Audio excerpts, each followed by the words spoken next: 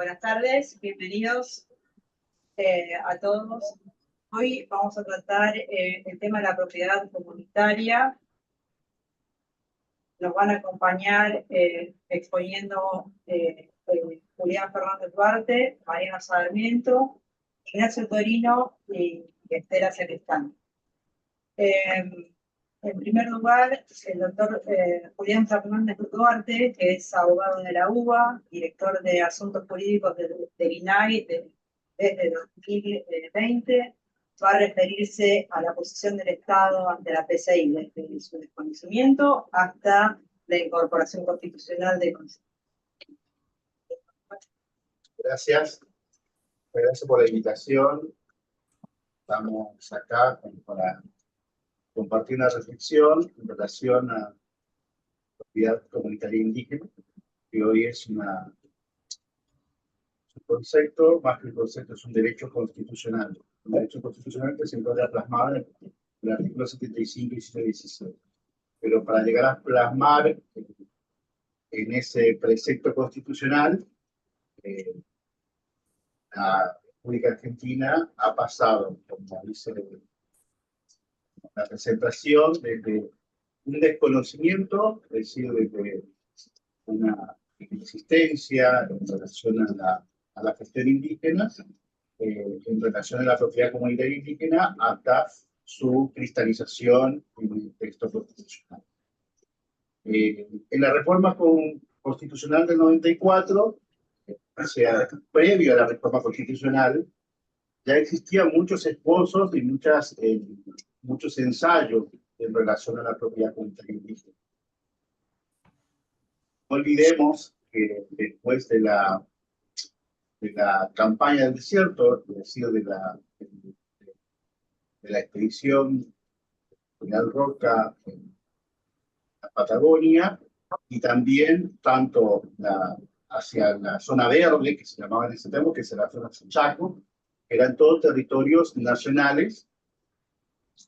A partir de la conquista, como lo llamaban en los textos oficiales, aprobados por el Congreso, se reducían los indígenas en lo que llamaban reducciones. Eso después se copió, digamos, de una mala copia o una forma de conservar a la cuestión indígena en pequeñas reservas que sí el Estado reconocía por medio de decretos. Algunas existen todavía y otras se han disgregado en propiedades individuales en la actualidad. Y otras se han conformado en ciudades o pueblos, por ejemplo, los toldos de la provincia de Buenos Aires. Y esta era una copia de lo que lo hizo Estados Unidos también con la cuestión indígena, que la tenían en reserva.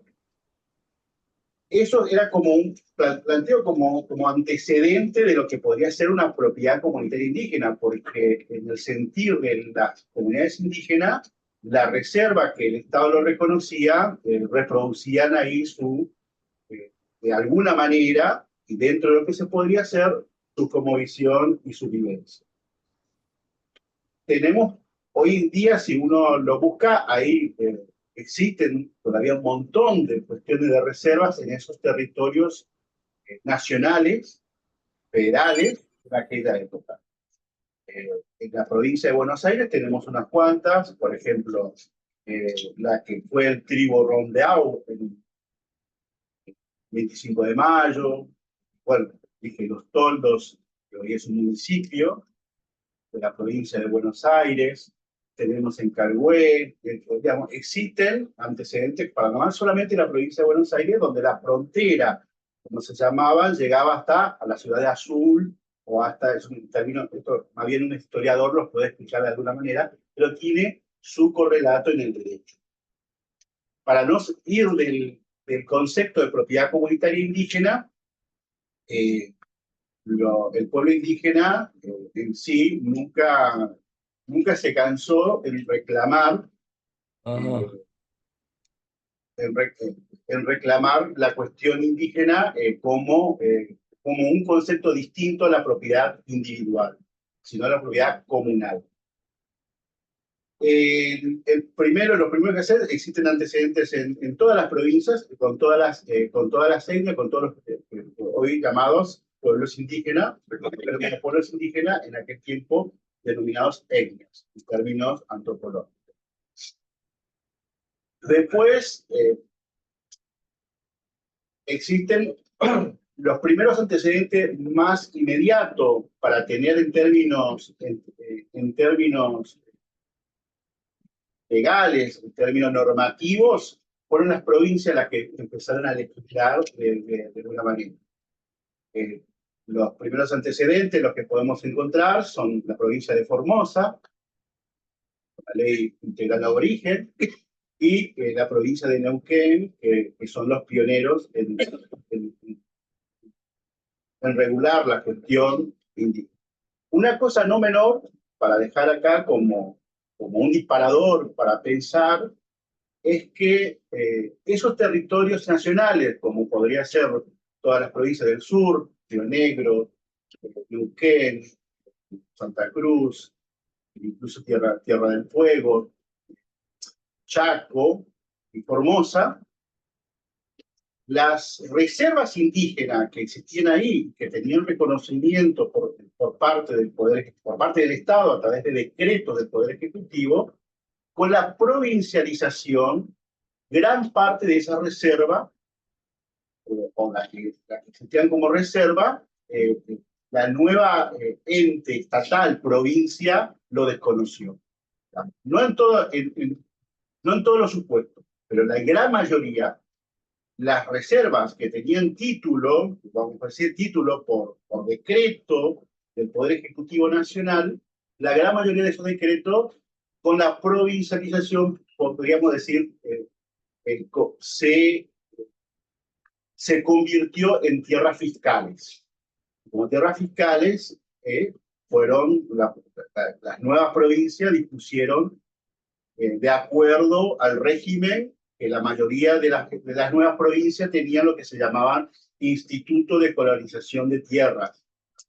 En muchas provincias existe todavía ese nombre. Algunos lo han reconvertido su nombre para cambiarla de Instituto de Colonización como Instituto de Tierras.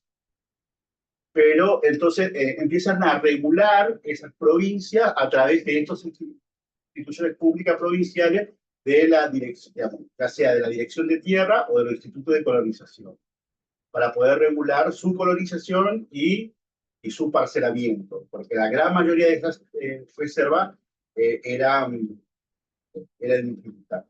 A pesar de esto, hoy existen y necesitan ser reguladas, son, digamos, cuestiones que la democracia, a pesar de la cristalización de la reforma constitucional, la propiedad comunitaria indígena, siguen, si bien existen un montón de cuestiones normativas que aceptan esta propiedad comunitaria, el Estado todavía está en falta en regular, ya sea, por ejemplo, en la provincia del Chaco, se sigue discutiendo la forma de instrumentar una propiedad comunitaria ya reconocida a los 3 pueblos indígenas, a las 3 etnias, de la llamada Reserva Grande, anexa, digamos, a la gran reserva de bosque nativo que existe hoy en la confluencia de los ríos Bermejo y el Parque Nacional de la llamada Reserva Grande, justamente porque están ahí reconocidos para los 3 pueblos, Mocoy, Michi y Moconí. ¿Por qué? Porque dentro de esta gran reserva indígena existen poblaciones no indígenas, criollas, denominadas criollas, que conviven con la población indígena, muy parecido a los que conocen el tema del caso de la Cajonat, de la cual la República Argentina está condenada por incumplimiento de la propiedad comunitaria indígena. Uno de los puntos del fallo es justamente que la República Argentina falta legislar. Para no ir mucho, vuelvo al tema de cómo se llega a la cuestión de la propiedad comunitaria indígena, llegan con la sanción de la 23302, que hay un artículo dentro de la 23302, que es el artículo 8, que regula, digamos, que ordena al Estado, a través de su organismo competente, que es el INAI, de generar instrumentos para poder instrumentar a las poblaciones indígenas la propiedad comunitaria. Eso todavía está en falta. A pesar de la reforma constitucional, a pesar de la reforma del Código Civil, uno de los 4 puntos que faltan de legislar el Código Civil a través del artículo 18 es la cuestión indígena. Así que esperemos que el Congreso de la Nación, en conjunto con toda la cuestión política que genera la interacción de los intereses de las provincias, pueda de alguna forma legislar para poder generar seguridad jurídica, tanto para las comunidades indígenas como también para los particulares, las empresas, y todo el sector productivo que generalmente se asienta en esos territorios pueda tener una seguridad jurídica si es que se legisla desde el Congreso de una vez por todas el mecanismo de instrumentación de la propiedad comunitaria. Por el artículo 18 del Código Civil dice que por una ley especial vendrán a regular los derechos de las comunidades indígenas, en especial la propiedad comunitaria indígena. Entonces, aún no tenemos esa ley. Si en esa ley seguirán existiendo conflictos en su instrumentación y la cuestión indígena va a existir, como dije al comienzo. A pesar de su desconocimiento por el Estado, siempre estuvo reclamando el pueblo indígena para que exista una legislación, para que exista un reconocimiento como sujeto de derecho. Se ha logrado con la reforma constitucional, pero aún no se ha logrado la sanción de la ley especial que regule esa propiedad. Bueno, muchas gracias y a disposición para alguna cuestión de pregunta particular.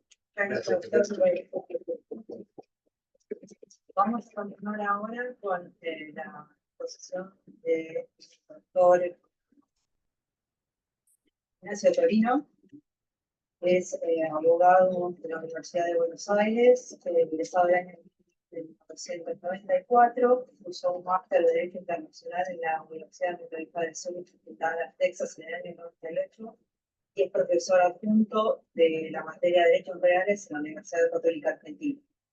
Él se referirá o se preguntó, mejor dicho, en su presentación sobre si la propiedad privada compite con la propiedad comunitaria, ¿verdad? Propiedad privada versus propiedad comunitaria, su pregunta. Así que bueno, muchas gracias. Un honor integrar este panel, estar acá en el colegio. Y voy a tratar de complementar algunas cosas que comentaba Julián, de lo posible, porque varias de las cosas que dijo, voy a tratar también de hacer breves comentarios. Bueno, les cuento que organicé la charla en 3 partes. En la primera parte vamos a hacer un breve repaso de lo que es el derecho, o lo que es la propiedad en el sentido constitucional del término. En la segunda parte voy a dar algunos datos demográficos en el tema indígena, para que después ya adentramos más en lo que es bueno, derecho de propiedad comunitaria indígena, su concepto, su alcance, y por el último, algunos comentarios sobre lo que son las tensiones y los desafíos que provoca la comunidad, la propiedad comunitaria indígena cuando la relacionamos con la propiedad privada. Entonces vamos al primer tema, propiedad. Esto, bueno, algunos obviamente todos lo deben saber, pero aprovechamos para repasarlo. Lo más importante en materia de libertad está en el artículo 14, en el artículo 17 de la Constitución. Leo muy brevemente las partes pertinentes. El artículo 14 dice: todos los habitantes de la nación gozan de los siguientes derechos conformes a las leyes que reglamentan su ejercicio, entre ellos de usar y disponer de su propiedad. Y luego el artículo 17 dice: la propiedad es inviolable y ningún habitante de la nación puede ser privada de ella, sino en virtud de sentencia fundada en ley. La expropiación por causa de utilidad pública tiene que ser calificada por ley y previamente indemnizada, y la confiscación de bienes queda borrada para siempre del Código Penal. Por recordarán, no hay una definición de propiedad en la Constitución, para eso vamos a tener que recurrir al célebre fallo de la Corte Suprema de Justicia de 1925, que es el fallo Bourdieu. Allí la Corte decía que el término propiedad, cuando se emplea en los artículos 14 y 17, comprende todos los intereses apreciables que un hombre puede poseer fuera de sí mismo, fuera de su vida y de la libertad. Con lo cual, lo que podemos decir es que la propiedad en el fondo es el conjunto de los derechos personales y de los derechos reales que tiene una persona, que conforman su patrimonio.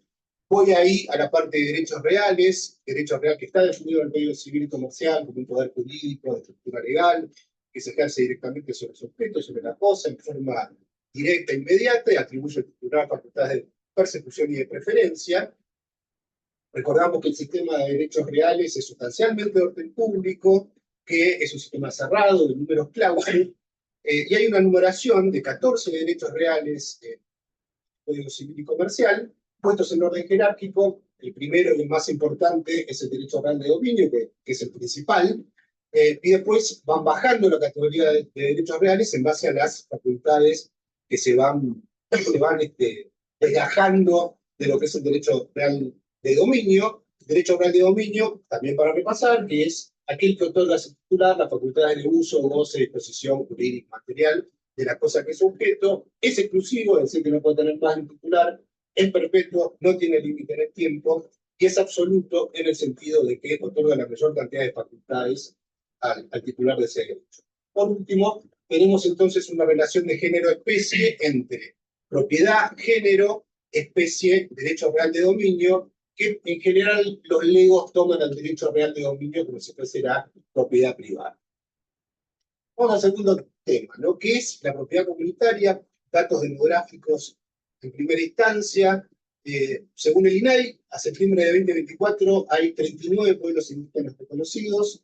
No los voy a nombrar a todos, pero tenemos, bueno, ya algunos nombraste, pero Mapuche, pueblo Mapuche, Tehuelche, Mocoví, Guaraní, etcétera, etcétera. Ya con esto ustedes recordarán de lo que han estudiado seguramente en el colegio secundario. Hay que distinguir el concepto de pueblo indígena del concepto de comunidad indígena.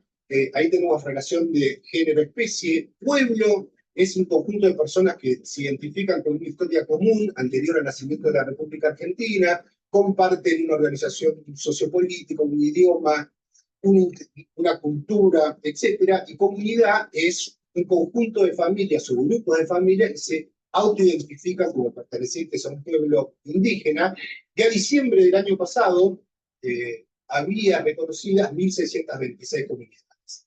Por último, para que tengamos una idea, ¿no?, de comparación, según el censo del INDEC del 2022, Argentina tiene una población total de 46.200.000 habitantes. 1.300.000 se reconocen indígenas o descendientes de pueblos indígenas, es decir, que eso representa un 2,9% de población indígena comparado con lo que es la población no indígena.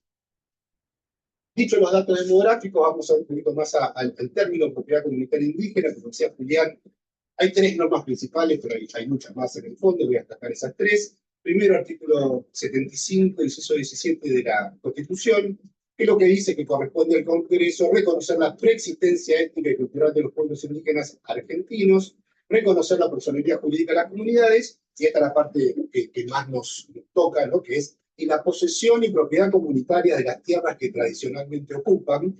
Vean estos términos, tradicionalmente, que seguramente Esther y Mariano van a complementar, ¿no? Y después dice regular la entrega de otras aptas y suficientes para el desarrollo humano. Ninguna de ellas será enajenable, transmisible, ni susceptible de gravables en mano. Con lo cual lo que ven acá es que hay una propiedad especial de fuente constitucional, que es una propiedad colectiva, y que tiene características muy especiales, está fuera del comercio y además es intransmisible, es inembargable, es imprescriptible, con la connotación que eso tiene. Después tenemos el famoso convenio, perdón, la Convención 169 de la OIT sobre pueblos indígenas y tribales en países independientes, que fue aprobado en 1992 en la Argentina por ley 24071, que tiene una jerarquía supralegal, pero infraconstitucional. Y ya veremos luego por qué estoy mencionando esta normativa.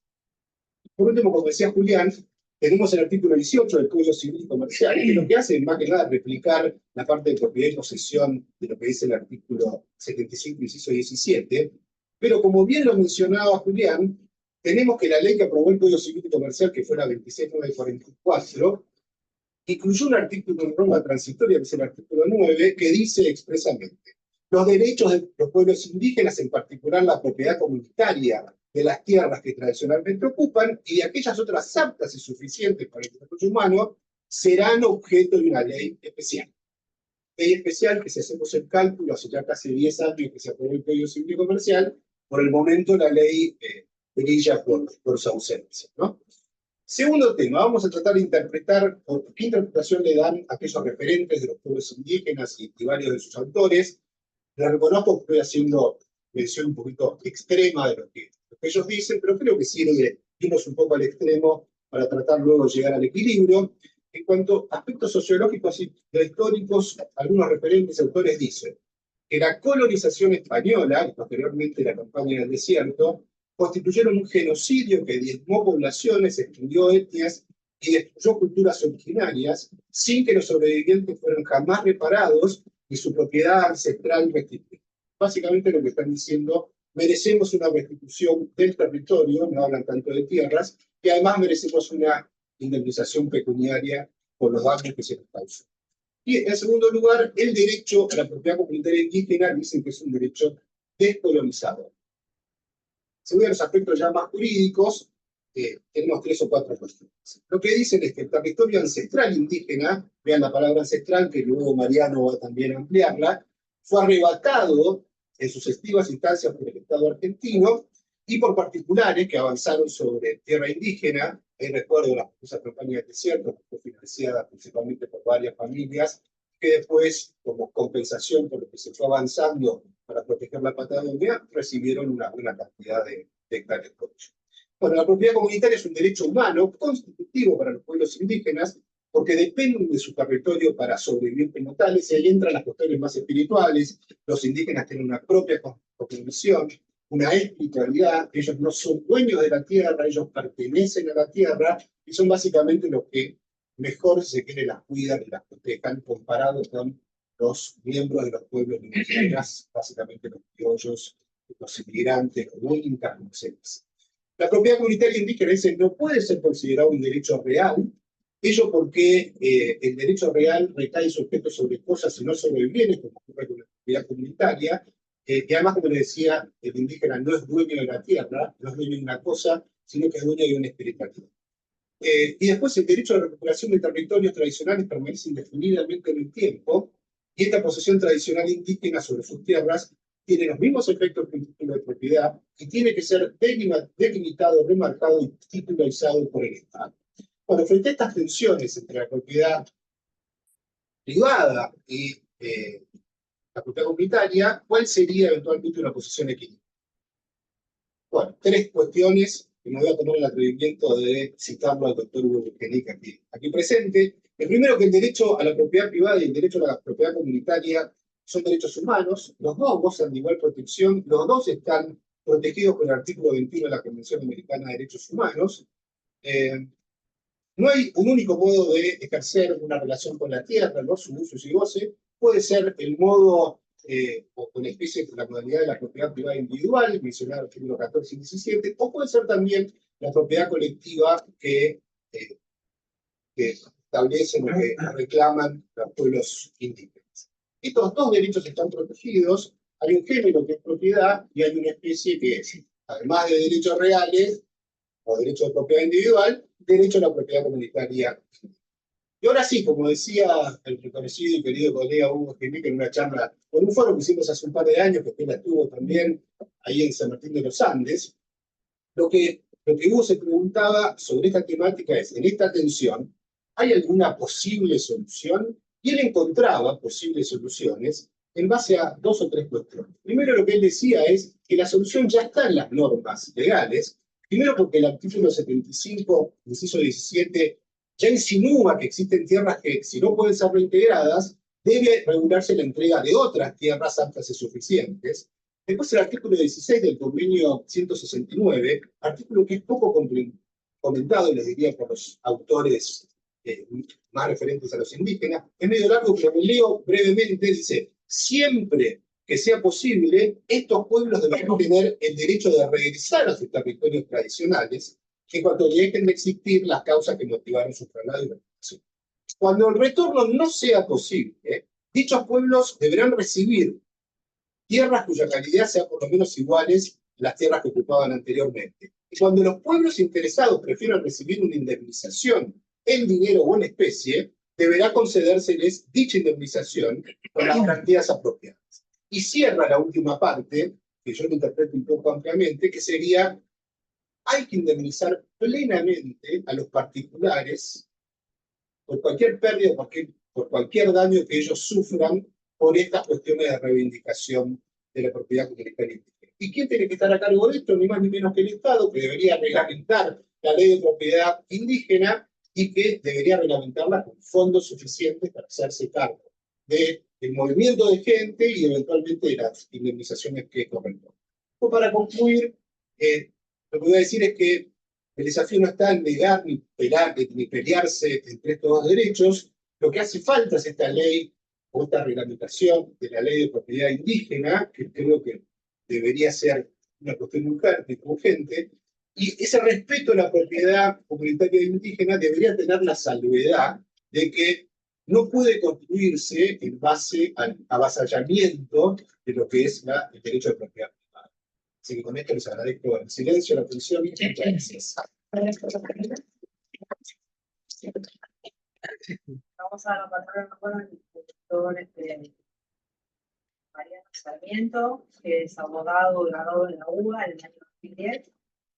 Ha hecho seminario de posgrado en Derecho Procesal en la Universidad de Rosario en el año 2013. Trabajó en estudios jurídicos importantes en la ciudad de Buenos Aires. Es exdirector general de Asuntos Jurídicos de Parques Nacionales y es exdirector ejecutivo de Consenso Patagonia. Actualmente es socio y fundador de la firma Legal Team. Él se va a referir a la posición actual versus la posición ancestral y va a hacer un análisis del fallo de la Corte Suprema a González con Coriches en el interdicto del 5 del 12 del 2024. Bueno, buenas tardes, gracias por la invitación. ¿Por qué elegí este tema? Yo soy de la Patagonia, viví allá, trabajé allá, ya hace unos años que estoy acá, y un problema muy grave que tenemos allá son las usurpaciones. Entonces, cuando sale el fallo González con Colicheo, la Corte aborda un tema profundamente discutido, que era el tema de la ocupación actual, en contraposición con la ocupación ancestral, digamos. Lo que tengo versus lo que alguna vez tuve, lo perdí y lo quiero recuperar. ¿Okay? Breve relato de antecedentes del fallo. Este señor González, como mucha gente en la Patagonia, tenía un permiso del año 86, pero la posesión la tenía el 56. Pacífica, pública, digamos. ¿Y qué pasa? En el año 2015, en septiembre de 2015, el INAI emite un certificado por el cual lista a la comunidad en cola para ser relevada. Digamos, en la jerga es comunidad listada. No sé si correcto. Las comunidades listadas son las comunidades que están en cola para ser relevadas. El relevamiento es el que surge de la ley 2660. El relevamiento jurídico catastral es una suerte de sura o de pericial que determina un estado de ocupación. Entonces son importantes las fechas. Ocupación, posesión pacífica del 56, permiso del 86, como mucha gente en la Patagonia que no tiene título de propiedad, pero ocupa tierras fiscales o eran de parques nacionales. O sea, no tienen título de propiedad, pero sí no hay discutida su posesión. En 2015 el INAI saca el certificado y al mes de tener el certificado, la comunidad avanza. Entonces este tipo González lo que hace es hacer la denuncia penal y a la vez inicia el interdicto. La denuncia penal no prospera y terminan sobreseyendo a a la gente de la comunidad, muchas veces porque hablan de un conflicto social, un conflicto territorial, no le encuentran el tipo penal, que empezó a cambiar, con las condenas, juicios de McCarthy, hace un mes pasado, un poco empezó a cambiar el tema de decir pero en este caso, en el 2015 lo sobresee. Pero lo que empieza a caminar es el interdicto.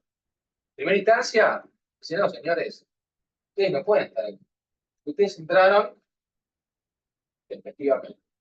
Entonces ordena restituir las tierras a va a la Cámara confirma, pero goza un argumento muy sencillo, que es que esta gente lo que realizó fue un desapoderamiento en su relación real con la cosa, discontinuando la tenencia pacífica que tenía el señor González. Perfecto. Van al superior, de Río Negro. El superior revoca. ¿Qué hace el superior? Invoca la ley 2653. Suspende el proceso. Ordena que las actuaciones bajen a primera instancia. Y le dice al juez de primera instancia, usted debe suspender este proceso a la resulta de dos cuestiones. Número uno, vencimiento de la ley, porque la ley 2660 sanciona, se lo hace por un plazo de 4 años, fue siendo prorrogada hace 4 años. Entonces lo que el superior le dice es, usted suspende el proceso a la resulta de que A, se suspenda o se venza el caso de la ley, B, se la releve. Era cuestión de que nadie vaya y lo releve para que se dé el requisito que había puesto el superior y González no recupere nunca más la posición.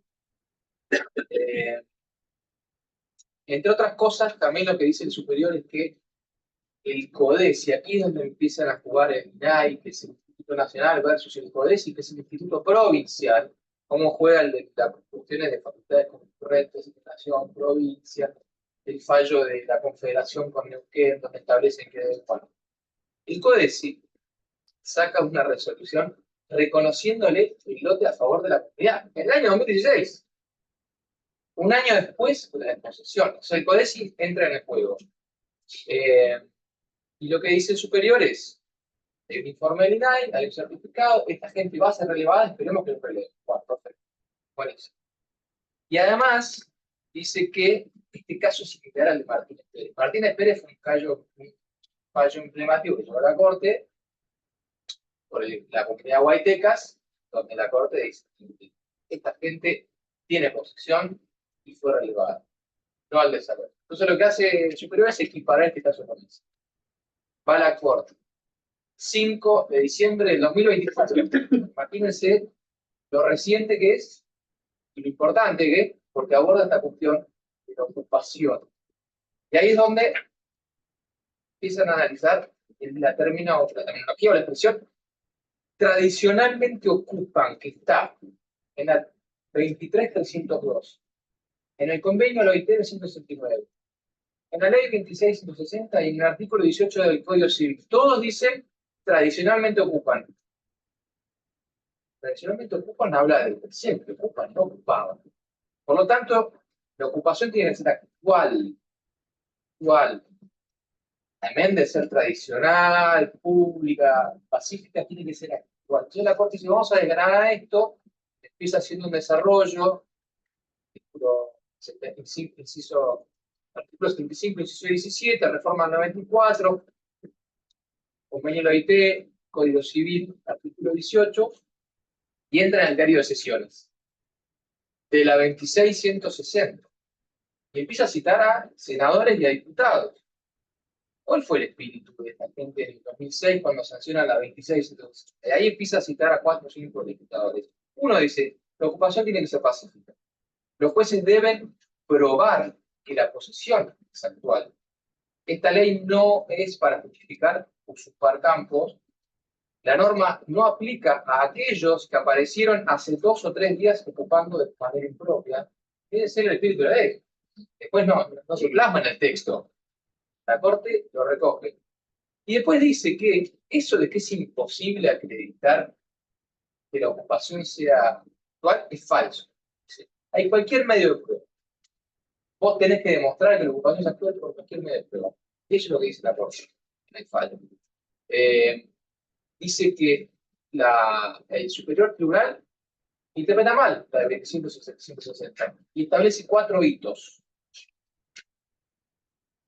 Voy a leerlo, por lo menos lo voy a intentar traducir. En primer lugar, dice que la propiedad comunitaria indígena, que está en el artículo 75-17, no admite bajo ningún concepto una interpretación que derive en la violación a la propiedad privada. Primer hito. Segundo hito, ninguna norma inferior a la Constitución dispone, ni podría hacerlo, que el acceso a la propiedad pueda hacerse por vía de hecho. Acá es donde accesoriamente aborda otro concepto, vía de hecho. No solo tengo que demostrar la ocupación, sino que tengo que hacerme de la propiedad intramuros y no extramuros de la Constitución. Vía de hecho están afuera, no están adentro. Número 3, la Constitución, las leyes que regulan la propiedad comunitaria y el espíritu de la 2660 son consistentes al permitir suspender desalojos si una comunidad está reconocida y tradicionalmente ocupa ese territorio. ¿Okay? Esto es lo que dice la Corte. Entonces dice que, por supuesto, que la Constitución protege la posesión de la tierra que tradicionalmente ocupa una comunidad, dice, pero no toda posesión o tenencia por comunidades es susceptible de la Constitución. Y por lo tanto, el acceso irregular a una propiedad o a un territorio no fue el objeto buscado por el Código. Entonces vamos a empezar a resumir o por lo menos a sacar algunas conclusiones. Digamos, lo que está diciendo la Corte es fundamental que sea el Estado el que eventualmente se encargue de otorgar o de satisfacer los derechos ancestrales de las comunidades dentro del marco de la Constitución. No es la comunidad la que puede hacerse ese derecho, ¿no? Ahora, ahí citan algunos fallos de la Corte Interamericana, que se llama Aguastingui, donde hablan de una secuencia. La secuencia es la siguiente. Yo soy una comunidad, tengo una reivindicación de propiedad privada que es de él. Voy al Estado. Le pido al Estado que por favor me la dé, porque no voy yo. El Estado tiene que cumplir una secuencia. Primero tiene que ver si hay tierras sustitutivas. Otras. En otro lugar, tierra fiscal, la provincia de Río Negro está llena. La provincia de Chubut, más todavía. Neuquén también. Señores, ¿esto complementa? ¿Sí o no? No, sigue la secuencia. Expropie, compre. Perfecto, listo. Entrego a la comunidad. Digamos, eso es en el marco dentro de la Constitución. Lo que no puede suceder es que quien no tenía la ocupación ingrese por la vía de derecho, pida al Estado que lo reconozca y el Estado luego jamás formalice la entrega de ese título, porque digamos, no se están entregando títulos de propiedad. Los títulos de propiedad que se entregaron en la Patagonia, los últimos fueron en los años 90. La provincia de Neuquén, Urruinca, Vera, Hugo, Fortime. Después no se entregaron más títulos. Entonces lo que termina sucediendo es que quien no tenía posesión la tiene por la vía de hecho y después nunca tiene el título, porque está en una ley. Esa termina siendo la trampa. Conclusión, ni la Constitución ni la multiprorrogada Ley 2660 prevén a la mera invocación de una reivindicación histórica ancestral como un modo para acceder a la tierra. Eso.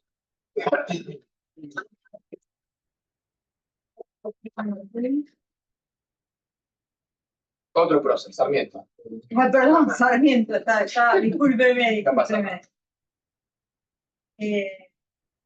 Presento a la doctora Sacristán, doctora en Derecho, en el área de Derecho Administrativo por la Universidad de Buenos Aires en el año 2006, especialista en Derecho Administrativo Económico por la Universidad Católica Argentina en el año 1998, abogada, egresada del Museo Social Argentino en el año 92. La doctora me dice que pasa más rápido. Ella es docente de varias universidades, secretaria del Instituto de Derecho Administrativo de la Academia Nacional de Derecho y Ciencias Sociales y autora de un libro basado en su tesis doctoral que dirige el doctor Casale. Ella se va a referir al derecho de la propiedad y propiedad comunitaria indígena, haciendo una síntesis jurisprudencial al respecto. Muchas gracias, doctora. Muchas gracias, Mona. Buenas tardes. Gracias por acompañarnos. Agradecidas al colegio y hacia la comisión a través de nuestros moderadores. Me voy a referir a la jurisprudencia un poco desde el principio del problema que tenemos siempre prácticamente a diario a partir de los medios. Tiene que ver con la cuestión de los indígenas, con los originarios, orígenes, indígenas, oficial a partir del 94.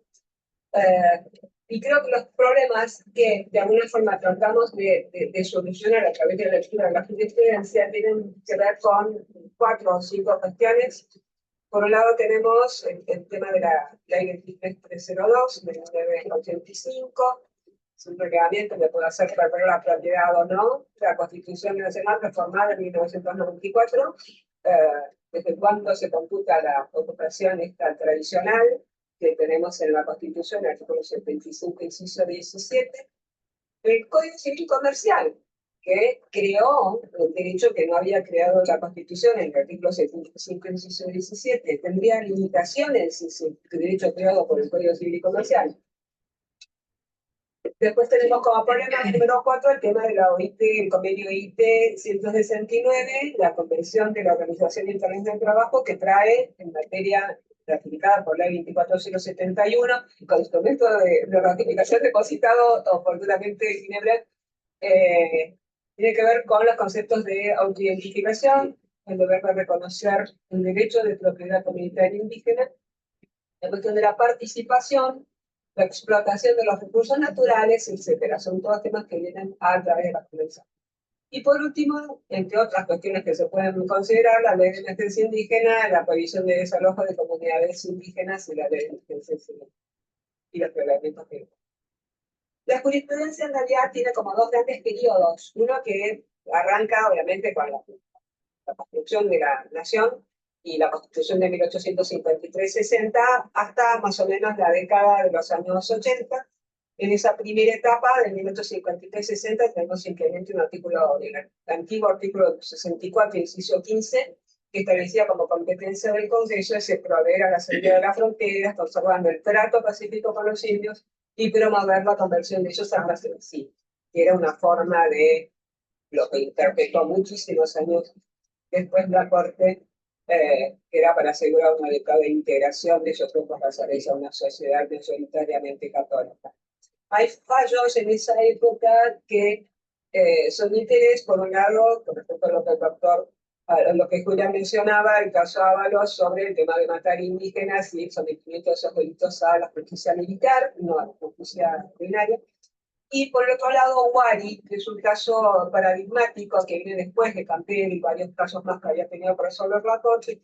Wari de 1929, fallo 155, 302, donde allí parece que se fijara una posición que curiosamente después, en 1994, se establece todo lo contrario en la Constitución. La posición de Wari, la posición de la Corte respecto de la reivindicación que se exigía, se reclamaba en Wari, lleva a 2 o 3 afirmaciones de la Corte que creo que son relevantes. En nuestro régimen civil no se reconoce que la propiedad comunaria, la llaman en esa época, dice el nombre, no comunitaria, sino comunaria, que es la que se constituye por contrato, por acto de última voluntad, por precepto legal, y ninguna ley ha consagrado esa condición en las tierras adquiridas, caso igual, Cuya es propietaria de las tierras cuestionadas, esto tiene el explicado Julián, y por derecho proveniente de la nación, y la nación por derecho proveniente de España. Y en tercer lugar, la reparación la obtendrán por medio de los correspondientes órganos institucionales. Les dicen eso a los actores y citan el modelo de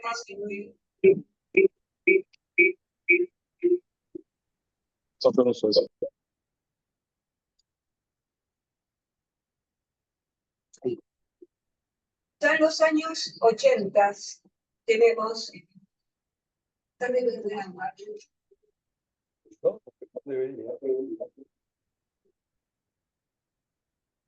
En los años. Me voy de acá. Sí,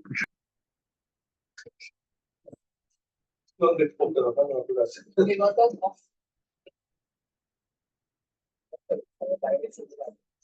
Ya en los años 80 tenemos la sanción con la de la democracia en 1983. En 1985 tenemos la sanción de la ley 23302, que crea la organización administrativa llamada Instituto Nacional de Asuntos Indígenas, que es la que iba a regular y ordenar las cuestiones estas que tenían que ver con los indígenas, incluyendo el tema de los reglamentos y con importantes restricciones en el texto legal sobre el tema de la propiedad, de darles la propiedad que tuvieran disponible los indígenas, o en su caso hacer las expropiaciones del caso.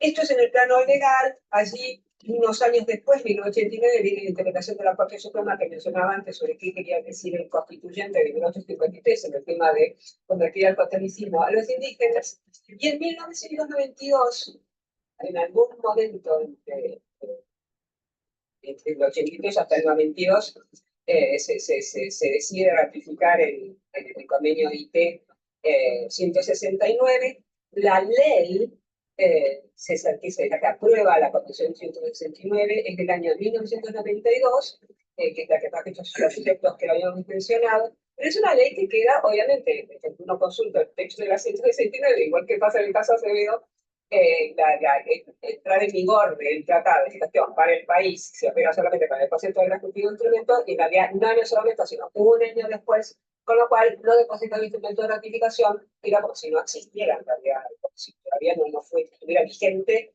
la condición en Argentina. Regía, exactamente. La aprobación de la ley en su momento, por la ley 24071, fue muy pocos años en realidad antes de la reforma constitucional de 1994. En 1994 tenemos la incorporación del artículo 17 con el texto que conocemos sobre el reconocimiento, para reconocer la posición y propiedad comunitarias de la tierra que tradicionalmente ocupan. Claramente, reconocer la posesión y propiedad comunitarias de la tierra no era la creación de un derecho en un texto constitucional.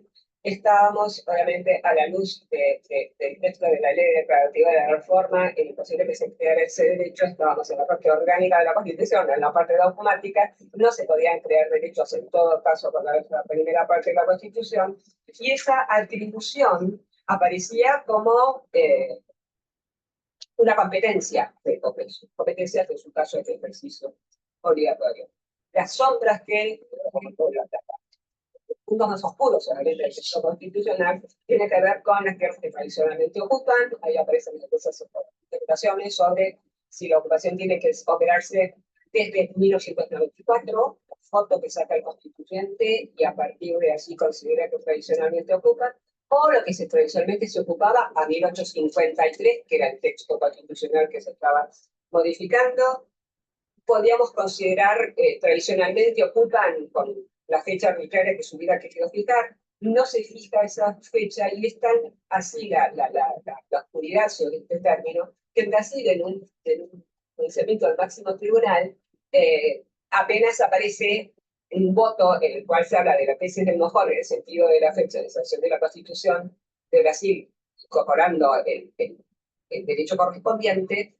Queda absolutamente en disidencia, sale la mayoría en contra de la interpretación de la disidencia e ingresa en el legislativo brasileño un proyecto de ley a favor de la tesis del mojón, del NANMA.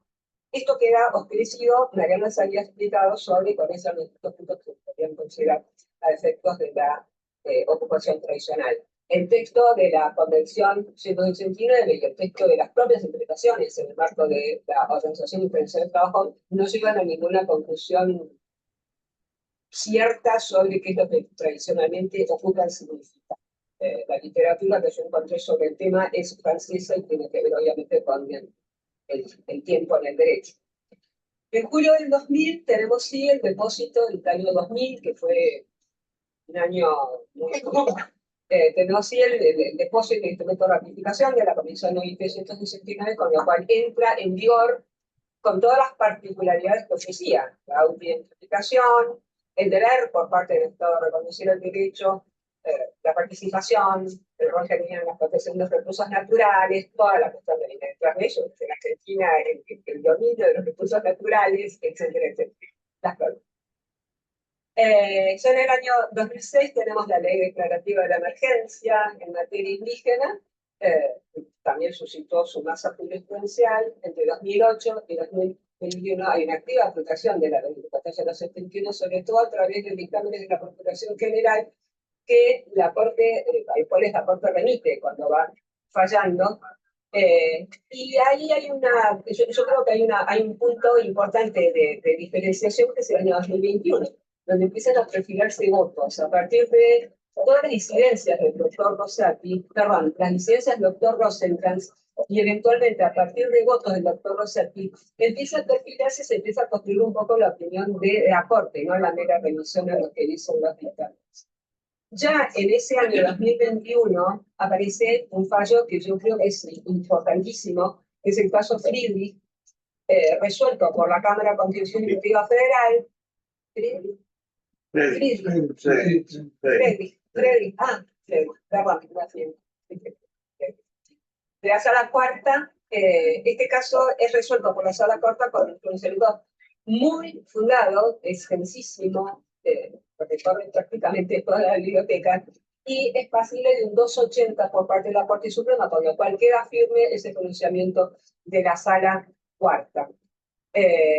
Con posterioridad a eso, perdón, y lo que se había resuelto en la Sala Cuarta era obviamente la nulidad del actor en la medida en que no se había dado participación en el procedimiento de exterminamiento al dueño de la tierra. Había participado el INAI, había participado la comunidad indígena, pero no había participado el dueño de la tierra que estaba sobre. Con posterioridad tenemos en 2023 un caso que es de responsabilidad del Estado, la que de Napalpí, se inadmite por falta de jurisdicción procesal, que tiene también. En el año 2024, año plagado de pronunciamientos, donde tenemos el caso de Villalongo Cerro Otto sobre el debido proceso. Así es un caso en el cual aparece un planteo también tipo Friedrich. En este caso, se abre el recurso y se expresa a la Corte Suprema sobre la cuestión y deja sentado un principio importante que es bajo el la 23.02 y su artículo 7º, donde adjudicar la tierra en propiedad a las comunidades debidamente inscritas es algo que tiene que ser pasible de planes para implementar planes nacionales y provinciales para la mesura, expropiación y eventual explotación, con lo cual hay una especie de diferimiento de la reglamentación dual, nacional y provincial. En el caso en particular, como la provincia nunca había participado en el procedimiento, se declaró todo el procedimiento, nunca notificaba a la provincia, solo pone de resalto a la Corte Suprema, y se anula todo lo actuado, sino más. La provincia de Río Negro. Posteriormente, en esa misma época, que vimos el caso González con Coricheo, que mencionó Mariano, que básicamente tiene un holding que se puede frenar un interdicto de recobrar invocando la prohibición de desalojo de la declaración de emergencia indígena. Eso no alcanza. Aparte estaba toda la prueba que nadie parece explicó sobre si habían realmente poseído, desde cuándo habían comenzado. En diciembre del 24 se edita el decreto 1083-2024, que declara finalizada la emergencia indígena, con lo cual uno de los problemas desaparece en los países antes. En el 24 también se falla Pickelman, que es una discusión mucho más cuidadosa. Aparece un voto muy interesante del doctor Rosenkrantz analizando el convenio 169 y los alcances del vocabulario, un poco del lenguaje de los trailers del convenio 169. El doctor Maqueda también es mucho más cuidadoso en la apreciación de los extremos de hecho, sobre si se había ocupado, no se había ocupado, si no habían ocupado tampoco los progenitores del actor había ocupado. Y en el caso del voto del doctor Rosati también lo mismo. Ya a mediados de 2024 tenemos el caso de las tierras del ejército, con unas tierras particulares en Mendoza, las tierras del Soninar, donde finalmente se deja por un 280 firme la decisión del Superior Tribunal de Justicia de la provincia de Mendoza, también un muy sólido fallo provincial donde se donde se deja establecido que hay que darle tierras a los indígenas actuales, pero si no son las tierras de Solinar S.A., van a ser otras tierras que se decida darles, con lo cual implícitamente también se entiende un poco dos de los problemas que habíamos planteado en los interrogantes iniciales.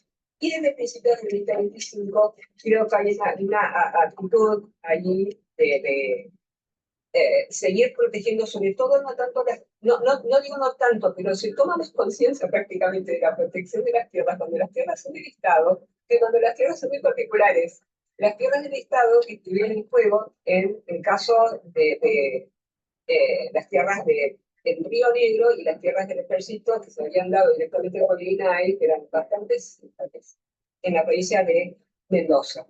En el año 2025 creo que con la anulación de distintas resoluciones que se habían dictado de forma masiva, yo me acuerdo en el año 2020, con el año de la pandemia, que estábamos mucho en la compu, a diario salían las resoluciones sobre estas cuestiones. Hay pluralidad de resoluciones que en forma totalmente sólida, con base en el procedimiento educativo que manda a cumplir con el debido proceso, no solamente adjetivos en el parte sustantivo, se anularon decenas de resoluciones y hay una regla que está apareciendo en resoluciones de INAI muy sólida que tiene que ver con que los actos administrativos dictados por INAI no producen como consecuencia jurídica la modificación de los titulares dominiales y o registraciones catastrales que pueden existir previas a la implementación del relevamiento. Digamos que el INAI no tiene competencia, no podría tener. Pero más allá de eso, creo que es una buena aclaración que están volcando en el texto de las resoluciones y echa luz sobre la cuestión de si la 2302 se puede sacar la tierra o no, objetivamente. Esto, obviamente, más allá de toda la otra jurisprudencia aplicable a las cuestiones de lo que se ha llevado a cabo en el marco de las violaciones a la universidad, georreferenciaciones nunca consentidas, porque el dueño de la tierra no se entrega, así que nunca va a estar consentiendo una georreferenciación de intrusiones en la propiedad del todo tenor que creo que tienen una fecha de marcada modificación y de respeto a la Constitución, artículo 17 en la principal y 18. Gracias.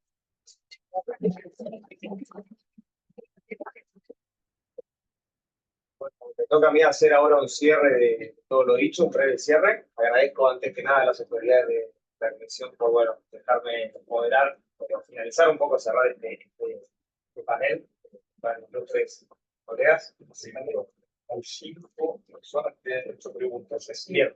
Ahora pasamos a la parte de preguntas, pero en principio me gustaría decir que de todas las detalladas exposiciones que se han hecho acá de los colegas, empezando por el doctor Fernando Eduardo, el itinerario sobre la incorporación de la propiedad comunitaria indígena en el punto de los históricos del país, luego el doctor Torino con el análisis de la propiedad de sentido constitucional, el aspecto demográfico, me parece novedoso y interesante porque es muy profundo el problema.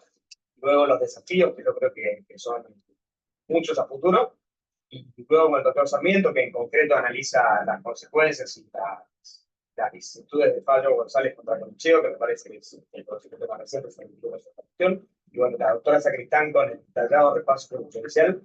Creo que se pueden extraer 2 conclusiones esenciales. Primero, la necesidad de un régimen jurídico que delimite, que precise de qué se trata la propiedad comunitaria indígena, y después que cualquier tipo de desarrollo que en el actual contexto se dé sobre esto no puede significar un avasallamiento de la propiedad constitucional en su sentido originario también, sino que tiene que tener una posible equilibrada, pero que no caiga en ninguno de los reconocimientos con bueno, esta coherencia con la propiedad de nuestra constitución. Así que bueno, en esta parte entonces, si me parece, pasamos a las preguntas. Doctora Gonzalo. Sí,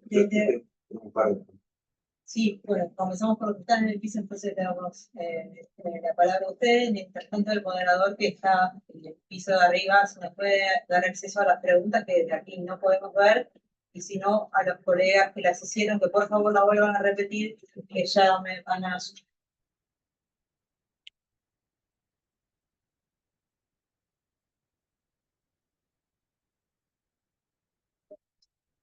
si se está bien. Debería darse, pero no se ve. No se puede acceder No. a ello, ¿no? Sí, está. Ahí está. Perfecto. Bueno, leemos brevemente qué artículo, bueno, se hizo referencia al convenio OIT, el artículo es el 16. Convenio 169 OIT, bueno, ¿cómo se llama la causa de la cual habla el doctor Sarmiento y la... Está contestada. Ella. No hay ninguna pregunta. Entonces, preguntas no. Vamos a adoptar entonces a la suya. Bueno, muchas gracias por tan claras exposiciones, la verdad que son enriquecedoras, pero tengo dos preguntas. La primera es, más que una pregunta, es una duda, a ver si ustedes logran despejarla. ¿Por qué el constituyente, en el 94, cuando redacta el artículo 75, inciso 17, habla de pueblos indígenas argentinos? ¿Sí? Esto no es un oxímoron. Si estamos reconociendo la preexistencia de un pueblo a la nación, o todavía, bueno, también podemos discutir si la Argentina es una nación, jurídicamente sabemos que sí, pero estamos como un pueblo en formación recién. ¿Por qué le pusieron ese adjetivo argentino? Si no es una contradicción. Y el otro tema es que cuando hablamos de, el doctor Sarmiento mencionaba las multiprórrogas de la ley 26160, yo soy autor de pedido de derogación del último decreto que durante la presidencia del doctor Fernández, al no haber quórum, por decreto prorrogó por 3 o 4 años más esta ley. Yo presenté el pedido de derogación y simultáneamente en diciembre el Poder Ejecutivo dicta el propio decreto declarando el fin derogando ese viejo o reciente decreto y terminando con esta emergencia. Conclusión, ¿ustedes consideran que ahora está expedita la acción para que avancen los desalojos? O sea, esta prohibición que teníamos queda desactivada. Es abstracto la cuestión. Esta es mi pregunta. Esta por ustedes. Yo voy a intentar evacuar la primera, que habla de pueblos indígenas argentinos. Hay poca literatura en relación a esto, pero lo digo también a título personal y a la luz, lo digo a título personal como abogado y que trabajo con la cuestión indígena a diario, y también a la luz de la jurisprudencia de la Corte Interamericana y de la Comisión Interamericana. Hay muchos pueblos étnicos también que tienen traslados, inclusive transatlánticos. Es decir, por ejemplo, tenemos un fallo de la Comisión Interamericana, creo que es Bahamas, que son de las comunidades étnicas africanas que se han asentado digamos, que tienen con un antecedente implicada en la esclavitud, que también reclaman y están dentro del convenio 169. No es una cuestión particular de la Argentina, porque no lo tenemos a poblaciones, por lo menos, que reclaman con esa tesitura. Sí existen poblaciones afrodescendientes de la Argentina, de hecho lo reconoce en la Secretaría de Derechos Humanos, dentro de la cuestión, la Argentina lo tiene y participa en los foros internacionales en relación a esto, pero no existe hoy, no es una realidad argentina, de que reclaman una tierra, digamos, afrodescendientes, étnicos de África, no existe. Por eso digo que entiendo que al aclarar que son argentinos, son las que preexisten a la colonia, a la colonización, de grupos étnicos que persisten a la colonia o al tiempo de la colonia, pero que tengan una raíz de América, dentro de lo que fue la época colonial. Podemos remontar también al derecho indiano, que por ahí que da mucho, que también es muy rica en cuanto al derecho. Hablamos hoy de derecho indígena, pero previo a esto existía el derecho indiano, y el derecho indiano, por ejemplo, a un cacique lo equiparaba a un noble.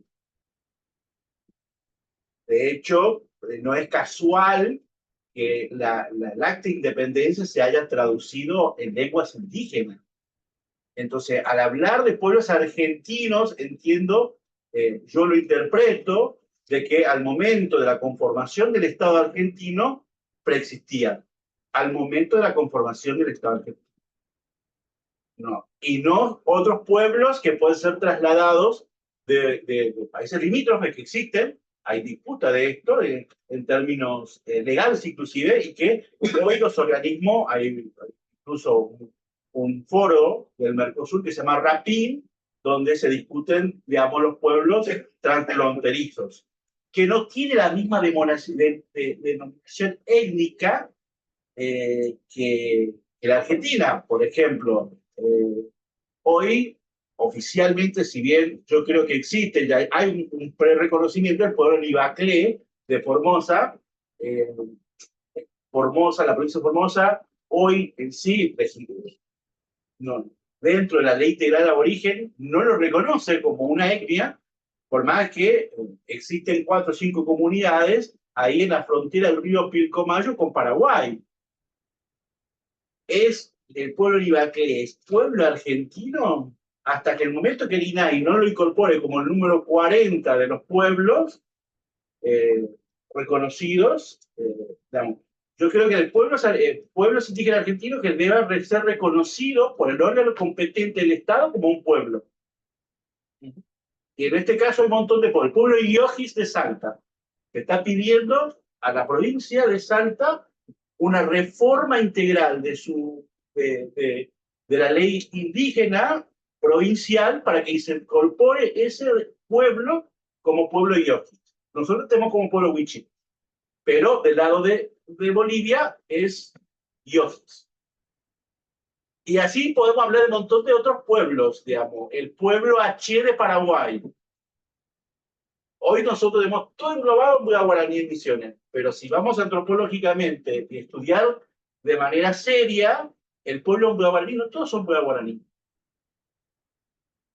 Ahí, digamos, lo que falta también, a veces, por eso es interesante estos espacios de discusión, para aclarar ciertas cuestiones, porque la cuestión indígena no es interés de la doctrina, no es de mucho interés de muchos institutos, inclusive universitarios, y se deja a veces, y cuando hay duda, la duda a veces opaca y genera un montón de cuestiones.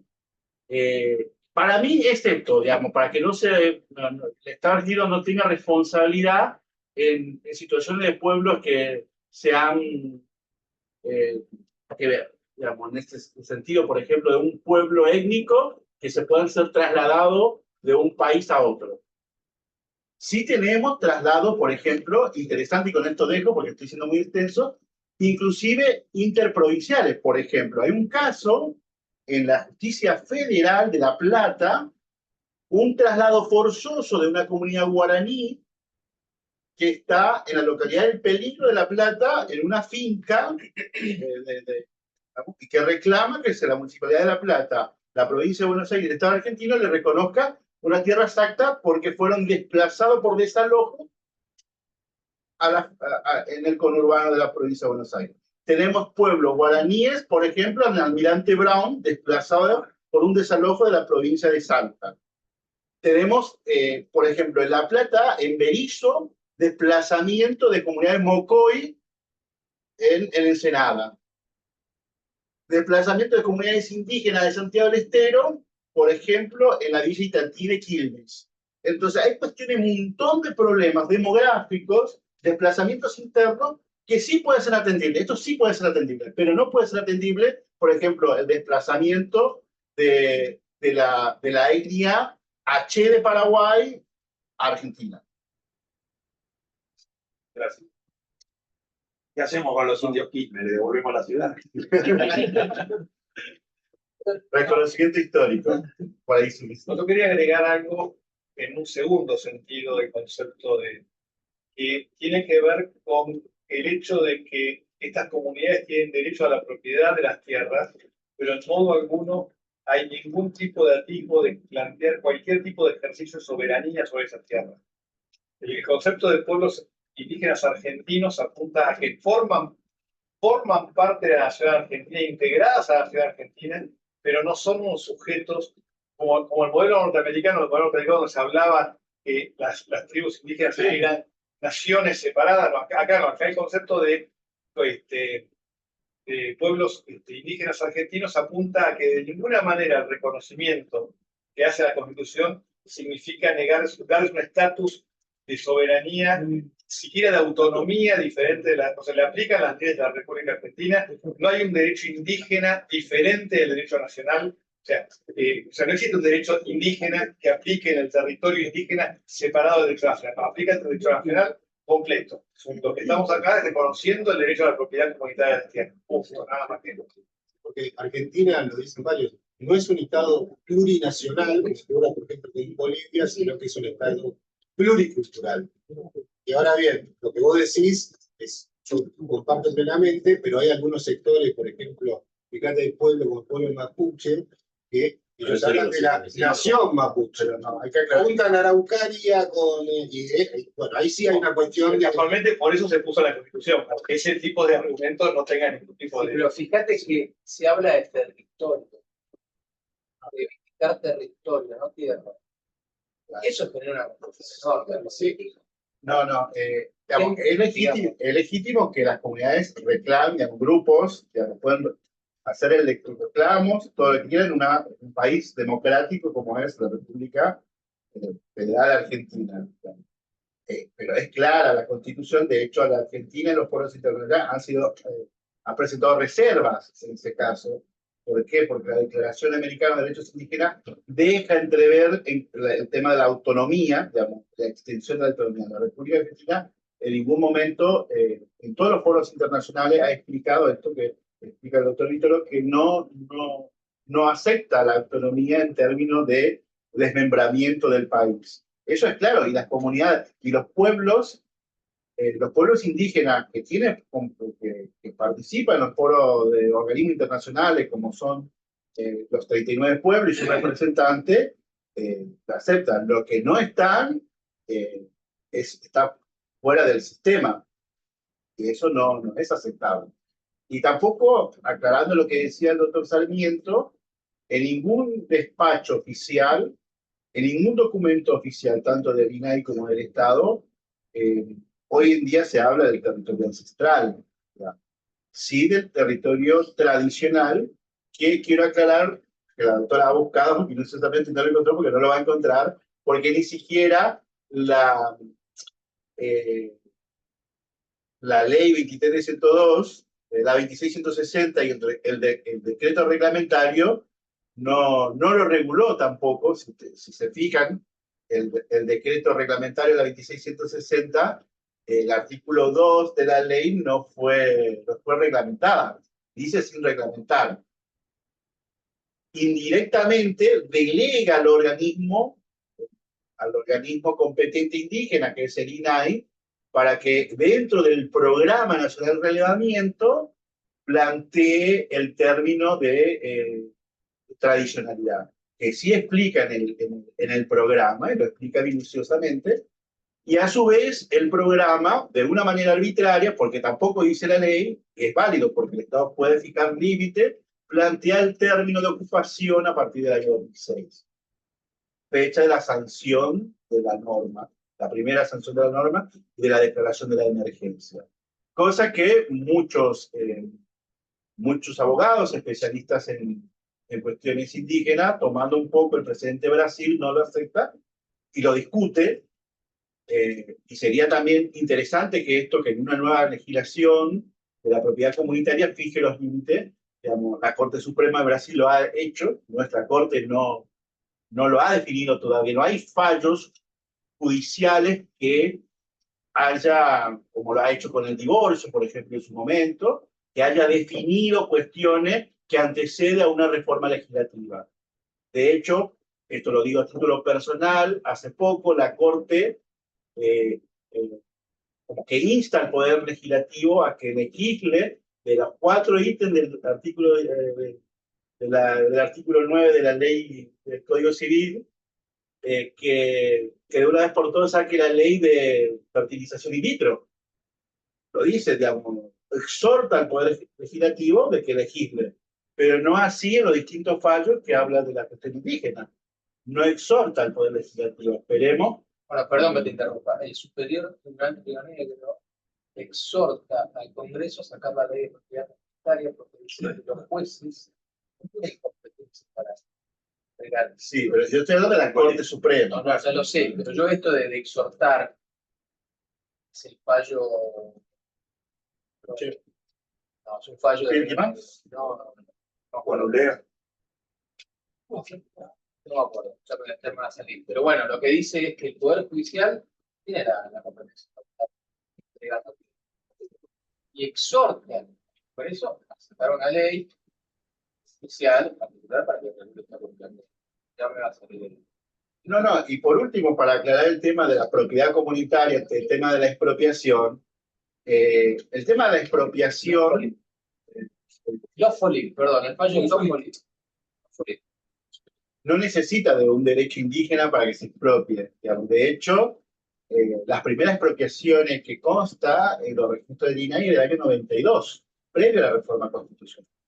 Uno de los que como director jurídico encontrados en los anales del INAI, hay una expropiación de la provincia del Chaco, donde el Estado Nacional expropió tierras y fue entregada a las comunidades indígenas en 1992. ¿Y cuál es la utilidad?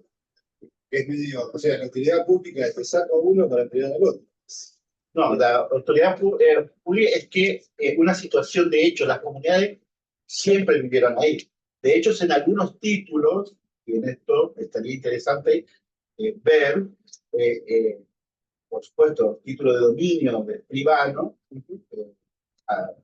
si no recuerdo, no quiero, porque esto queda también registrado, por ahí, en algunos títulos, por ejemplo, en una de las cláusulas, el título dice, el valor de la tierra se acrecienta porque en él se asientan indios sanos, obedientes y trabajadores. Digamos, toma como valor el asentamiento indígena dentro de esa tierra. Digamos, toma como un valor la propiedad. Lo toma como una, casi como una parte de la propiedad que se está trasladando. Producto de esto también es la matanza en Apalpí. Cuando ellos, la primera vez que hacen una huelga, demandan al ejército. Digamos, como si fuera que no puede reclamar, no puede parar, se tenía que seguir recolectando algodones. Entonces, son cuestiones que necesitan seriamente un análisis para poder llevarlo a una seguridad jurídica de las partes. No, para no ir de esta cuestión, digamos, por eso también, por ejemplo, esta era Ingenio Las Palmas. Ingenio Las Palmas siempre existieron. Cuando quiebra Ingenio Las Palmas, el Estado lo toma, lo expropia y lo entrega a sus autoridades ocupantes.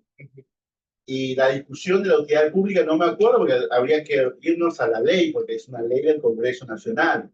Después está también las dos grandes expropiaciones de Jujuy, que son, que sigue incluso abierta la causa, porque el Estado todavía no han pasado toda la civilización y que están discutidas. Después están la de Salta, de los ingenios del Tabacal, del pueblo Coya, y sigue reclamando el pueblo Coya, digamos, ahí, por los canales institucionales, la restitución. Y creo que en uno de los títulos, creo que es del ingenio Tabacal, que dice eso de que dentro, como mejora de la propiedad, en él viven población, incluso está enumerada la cantidad de familias que viven. Y esto como un registro histórico dentro de un título de dominio ante un escribano público. ¿Estás hablando de antes de 1900? No, posterior ya con la conformación del Estado. Y bueno, después sería muy interesante analizar el fallo Campero, digamos. Por la sanción de la Constitución, muchos de los indígenas lucharon en la independencia, lucharon con Güemes. De hecho, si uno registra, digamos, muchos de los que fueron fusilados fueron caciques. ¿Por qué? Porque se le daba también la esperanza de que se le iba a restituir sus tierras que pertenecían al Marqués de Llavi. El Marqués de Llavi perdió su nobleza, pero no perdieron sus descendientes las tierras. Ahí está el problema también. Los registros de propiedad digamos, perdió su título de noble, con todo lo que implicaba, pero los descendientes, digamos, herederos, de acuerdo al Código Civil, los siguen hasta hoy día. Son los Bárcenas,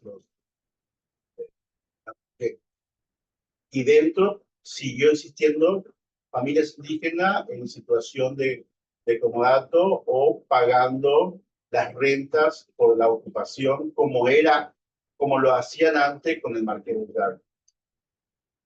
Pero son situaciones que no son conflictivas, pero para una implementación de una propiedad comunitaria indígena exige necesariamente un análisis profundo, y esto son espacios que se tiene que replicar en distintas, sería interesante que los distintos colegios de la distinta provincia lo hagan, porque tiene el conocimiento más cercano de las situaciones, con participación de colegas que están con el tema, digamos. Eso también clarifica. Acá se requiere un montón de disparadores para poder hacerlo. Porque la Corte lo dijo, la Corte no desconoce el derecho de los criollos en la cajonada. La Corte plantea que el artículo 21 de la Convención Americana es aplicable a ambas partes. Lo dice el doctor de su escrito. Ya, ¿no? La Corte plantea que el Estado tiene que legislar. Mientras no legislemos, la inseguridad jurídica va a persistir. Haya o no emergencia, la pregunta era eso, digamos. Haya o no emergencia, digamos. La emergencia es una declaración del Estado por medio de una ley, pero tampoco la emergencia desaparece porque se deroga una ley o por un decreto. Es una cuestión de posicionamiento institucional y está perfecto porque la potestad constitucional lo otorga a las autoridades, pero así como lo otorga, la realidad. Por eso expliqué la cronología, digamos. Tanto la doctora también explicó. El posicionamiento jurisprudencial, inclusive, negaba: acá no existe, todos somos iguales, todos somos argentinos, no existe indígena, todos son iguales. Pero los indígenas siguieron reclamando hasta que lograron la sanción de la 23.302 previo a reforma constitucional.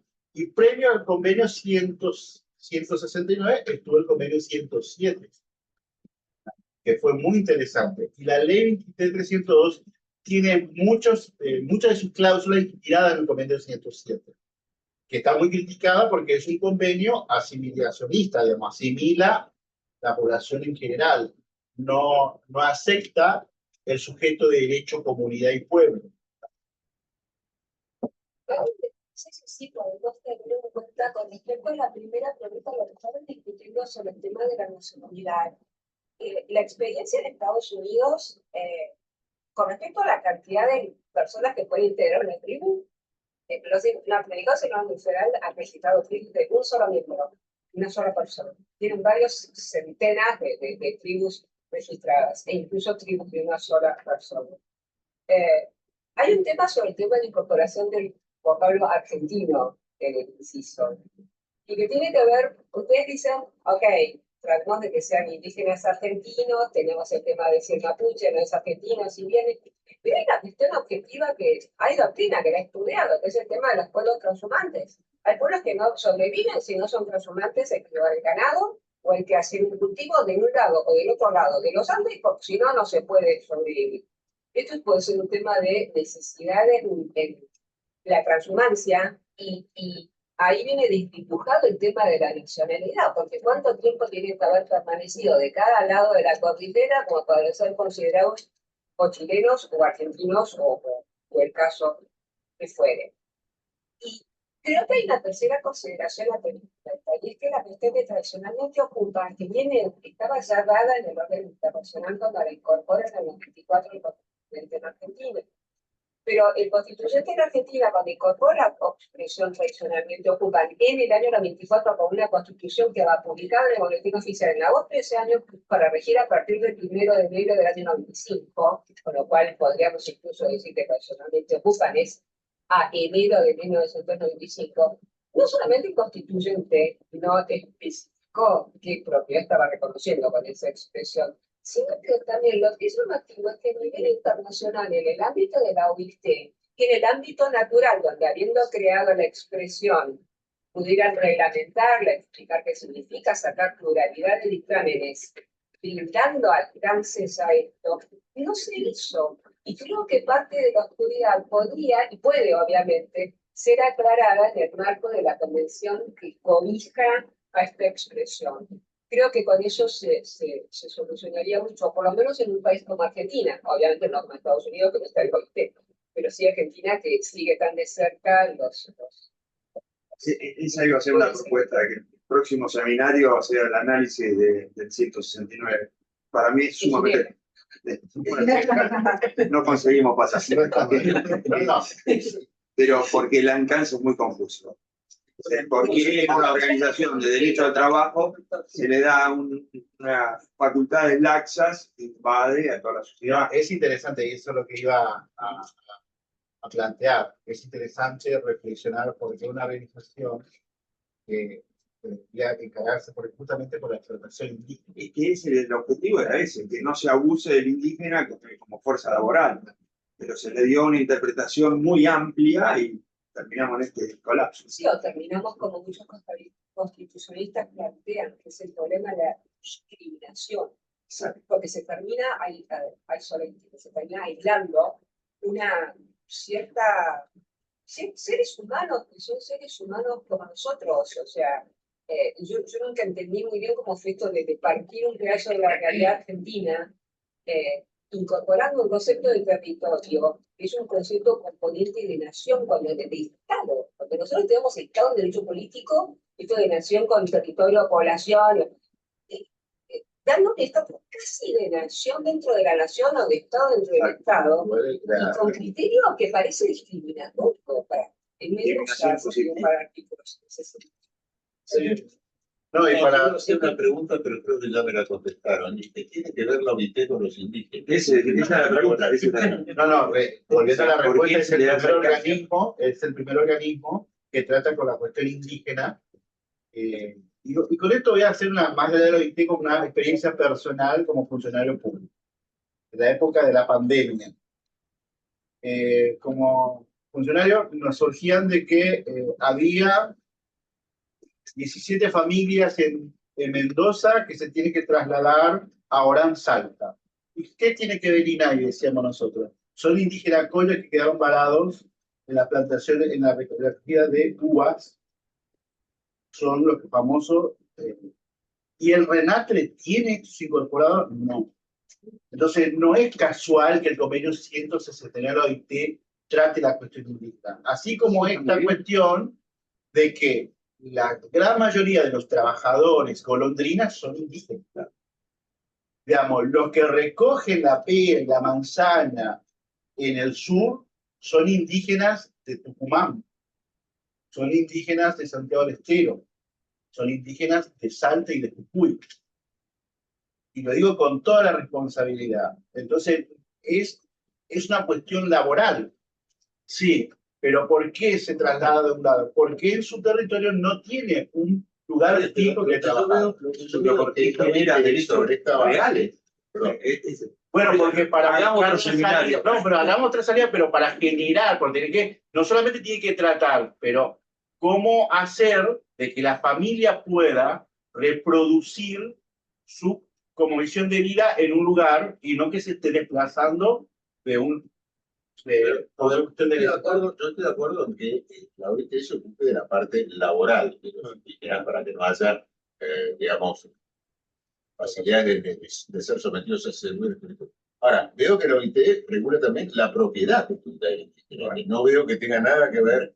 Esto es lo que me llama la atención, es decir, parecería que la OIT se ha ocupado de la cuestión indígena, que excede enormemente el sometimiento y la servidumbre eventual laboral de los indígenas. Creo que ahí es donde no me termina el marco de competencia de la OIT como organización internacional. Claro. Estaría metiéndose en temas que no le competen.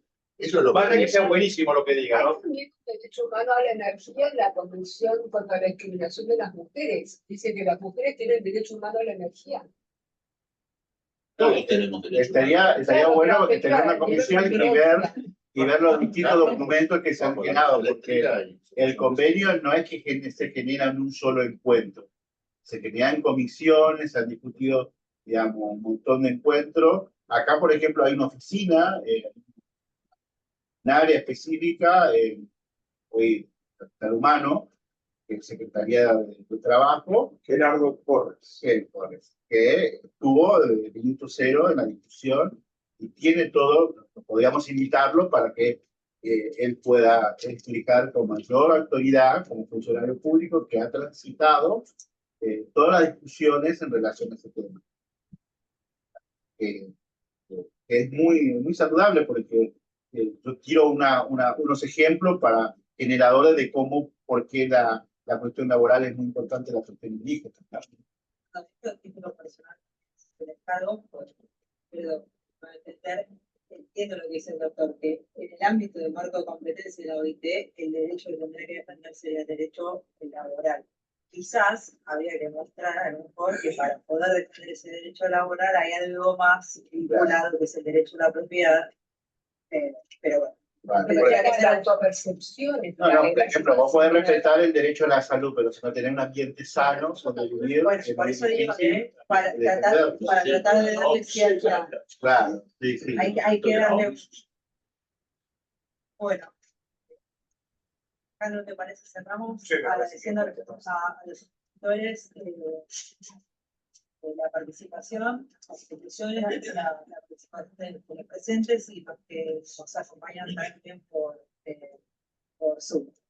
Así que bueno, damos por concluida la jornada, agradeciendo a todos. Gracias.